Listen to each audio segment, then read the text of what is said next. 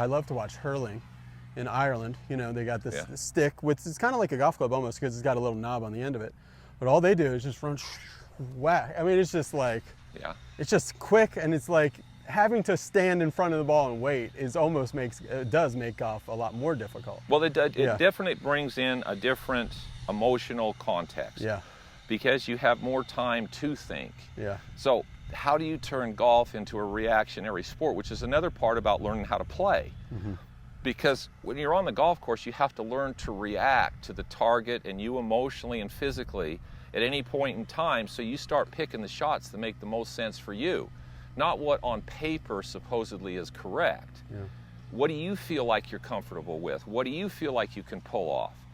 I mean, I've asked Nicholas a number of times about the shots that he hit in major championships to win, and he hardly ever hit anything where the ball was a draw. He never drew it under pressure, unless he was behind a tree or something. Yeah.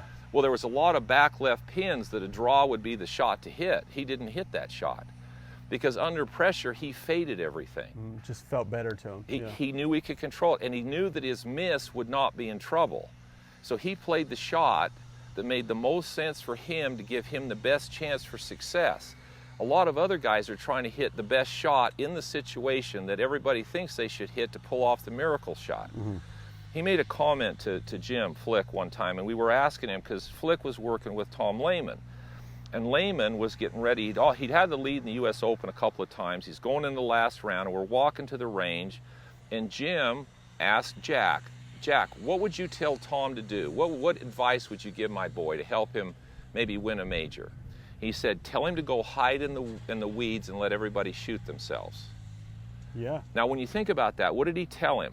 Don't go out there and try to hit the miraculous. Just go hit your shot, play your game, get it in the fairway, get on the green, make pars, let everybody else think that they've got to do something special. Yeah. And press themselves, because they're going to make mistakes doing that. Jack didn't make mistakes. He made very few, and when he made one, he didn't make it 2 and 3 and 4 times. That's why he won as many times. It's also why he finished second so many times, because he wasn't willing to take the risks. Yeah. So you could say, well, he would have won more of those 21 that he finished second. He might have, but he also might not have won the 18 that he won. So when you look at somebody like Jack, how did he practice? How did Hogan practice? He didn't just hit balls. Those guys would stand and think about things and process what happened and try to remember what it felt like. Give themselves time, then try to duplicate it with time, and then they try it with different clubs, with different targets, on different angles, with different wind conditions. Yeah. It wasn't about just standing here hitting balls trying to get the club perfect at the top. Yeah. Is that important? It can be, but it's not as important relative to playing as understanding your game and how it works under pressure. How do you know, though, when to say, okay, my swing is good enough, let me really try to work on scoring and getting the most out of this swing? And how do you know when, no, my swing still has some major diseases in it? And it's always, well, first of all, it's always learning to understand what it is you're trying to do, getting a concept that you understand and you feel comfortable with. Then you're always trying to make it better so that it duplicates better. Mm-hmm. But there's a point in time when you say, okay, this is who I am. What do I do to try to make this work under pressure? So you're always kind of playing both of those towards the middle.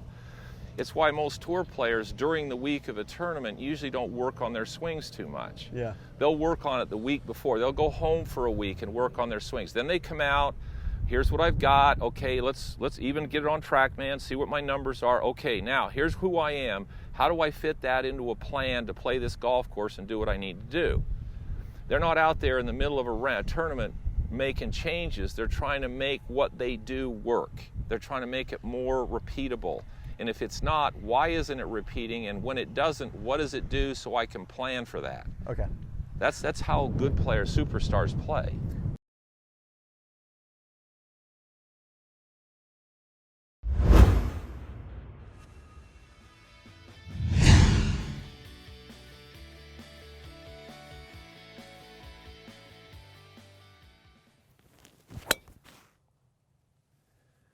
Be sure to subscribe to my channel for regular updates and tips. Thanks for watching.